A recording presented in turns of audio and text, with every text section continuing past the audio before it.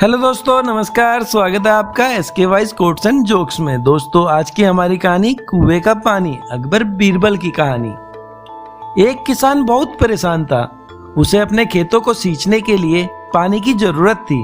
इसलिए वह कई दिनों से अपनी जमीन के आसपास किसी कुएं की तलाश कर रहा था। इसी तलाश में वह घूम ही रहा था कि अचानक उसे एक कुआं दिखा। यह कुआं उसके खेतों से बहुत नजदीक था, इसलिए किसान बहुत खुश हुआ। उसने सोचा कि अब उसकी परेशानी खत्म हो गई। यह सोचकर वह खुशी खुशी घर चला गया। अगले दिन वह पानी लेने कुएं पर पहुंचा। जैसे ही उसने कुएं के नजदीक रखी बाल्टी कुएं में डाली, वहां एक आदमी आ धमका। वह किसान से बोला, यह कुआं मेरा है, तुम इससे पानी नहीं ले सकते। अगर तुम इस कुएं से पानी लेना चाहते हो तो तुम्हें इस कुएं को खरीदना होगा। ये बात सुनकर किसान कुछ देर रुका और फिर मन ही मन सोचने लगा कि अगर मैं इस कुएं को खरीद लूं तो मुझे कभी पानी की कमी नहीं होगी और ना ही मुझे पानी के लिए इधर उधर भटकना पड़ेगा। फिर क्या था, दोनों के बीच एक रकम तय हुई।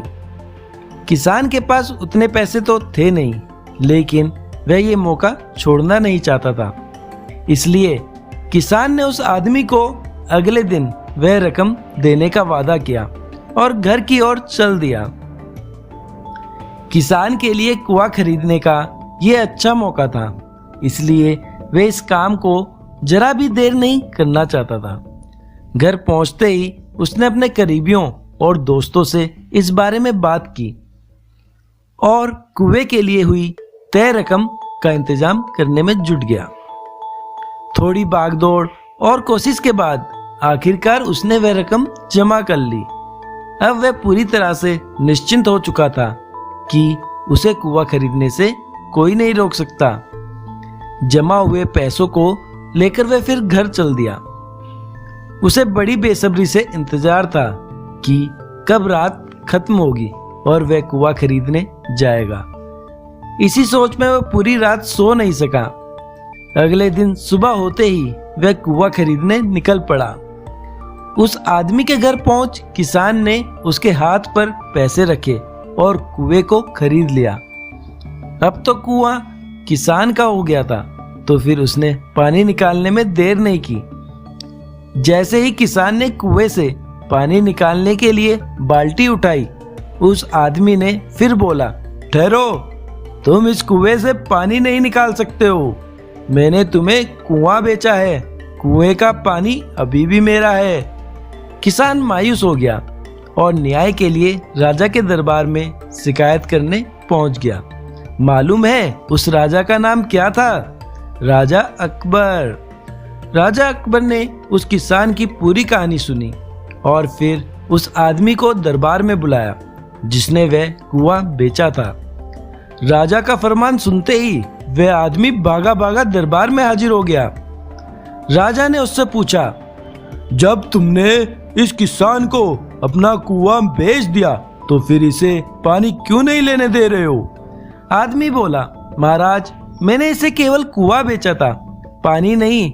ये बात सुनकर राजा भी सोच में पड़ गए। उन्होंने कहा, बात तो ये पते की कह रहा है, कुआं बेचा है, पानी तो नहीं। काफी देर सोचने के बाद जब इस समस्या को सुलझाने में वे नाकाम हो गए तो उन्होंने बीरबल को बुलाया। बीरबल बहुत ही बुद्धिमान था, इसलिए राजा अकबर किसी भी मामले पर फैसला लेने से पहले उसकी राय जरूर लेते थे। बीरबल ने एक बार फिर दोनों से उनकी समस्या पूछी। पूरी बात जानने के बाद बीरबल ने उस आदमी से कहा, ठीक है, तुमने कुआं बेचा, पानी नहीं, फिर तुम्हारा पानी किसान के कुएं में क्या कर रहा है? कुआं तुम्हारा नहीं है, फौरन अपने पानी को कुएं से बाहर निकालो। बीरबल का इतना कहते ही उस आदमी को समझ आ गया कि अब उसकी चालाकी किसी काम नहीं आने वाली। उसने राजा से फौरन माफी मांगी और माना कि कुएं के साथ उसके पानी पर भी किसान का पूरा अधिकार है। यह देखकर राजा अकबर ने बीरबल की बुद्धिमानी की तारीफ की और कुआं बेचने वाले आदमी पर धोखेबाजी के लिए जुर्माना लगाया।